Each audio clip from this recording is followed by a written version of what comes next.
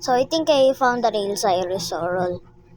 One day on Among Us, I was just pretending to be Mentos, like the YouTuber. But all players was color dark green. And all their names Cyrus Solar. I thought just actually fun, but it's actually the real Cyrus Solar. I said, how is the real Cyrus Solar here? They had no clue because I didn't send it on time.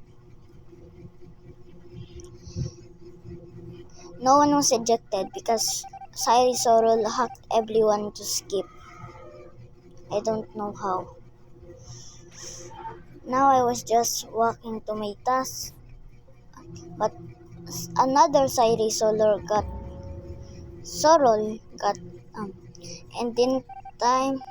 How did we skip already when the voting time didn't even uh, so I was gonna wait for the emergency button because I want to call and say, how's the real Cyrus Solol here? But Cyrus Solol killed me. But how did I vote when Cyrus Solol killed me?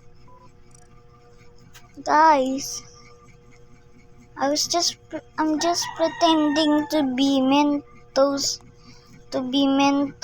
but and this happened. I don't know. And Cyrus Solol, the one that said, is going out.